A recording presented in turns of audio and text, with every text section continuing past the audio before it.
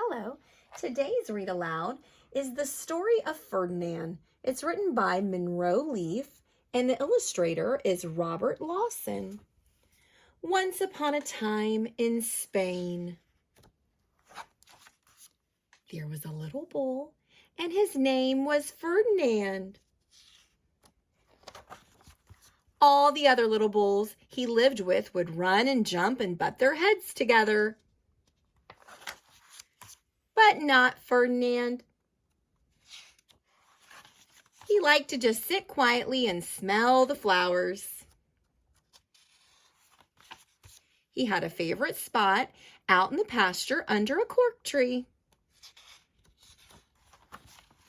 It was his favorite tree, and he would sit in its shade all day and smell the flowers. Sometimes his mother, who was a cow, would worry about him. She was afraid he would be lonesome all by himself. "Why don't you run and play with the other little bulls and skip and butt your head?" she would say. But Ferdinand would shake his head. "I like it better here, where I can sit just quietly and smell the flowers." His mother saw that he was not lonesome, and because she was an understanding mother, even though she was a cow, she let him just sit there and be happy. As the years went by, Ferdinand grew and grew until he was very big and strong. All the other bulls who had grown up with him in the same pasture would fight each other all day. They would butt each other and stick each other with their horns. What they wanted most of all was to be picked to fight at the bullfights in Madrid. But not Ferdinand. He still liked to sit just quietly under the cork tree and smell the flowers. One day, 5 men came in very funny hats to pick the biggest, fastest, roughest bull to fight in the bullfights in Madrid.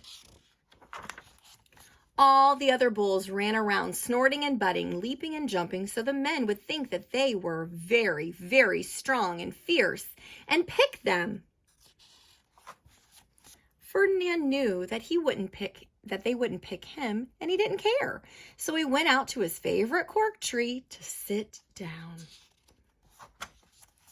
He didn't look where he was sitting, and instead of sitting on the nice cool grass in the shade, he sat on a bumblebee. Well, if you were a bumblebee and a bull sat on you, what would you do? You would sting him, and that is just what this bee did to Ferdinand. Wow, did it hurt.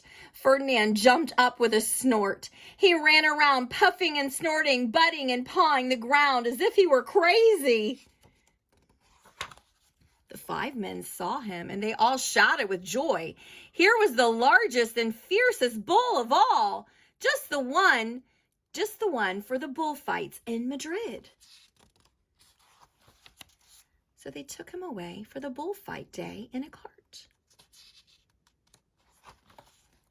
What a day it was. Flags were flying, bands were playing, and all the lovely ladies had flowers in their hair. They had a parade into the bull ring. First came the banderos with long, sharp pins with ribbons on them to stick in the bull and make them mad. Next came the picadores, who rode skinny horses, and they had long spears to stick in the bull and make him madder. Then came the matador, the proudest of all. He thought he was very handsome and bowed to the ladies. He had a red cape and a sword and was supposed to stick the bull last of all. Then came the bull, and you know who that was, don't you? Ferdinand. They called him Ferdinand the Fierce, and all the banderos were afraid of him, and the picadores were afraid of him, and the matador was scared stiff. Ferdinand ran to the middle of the ring, and everyone shouted and clapped because they thought he was going to fight fiercely and butt and snort and stick his horns around. But not Ferdinand. When he got to the middle of the ring, he saw the flowers in all the lovely lady's hair, and he just sat down quietly and smelled. He wouldn't fight and be fierce no matter what they did. He just sat and smelled. And the banderos were mad, and the picadores were madder, and the matador was so mad he cried because he couldn't show off his cape and sword. So they had to take Ferdinand home. And for all I know, he is sitting there still under his favorite cork tree, smelling the flowers just quietly. He is very happy.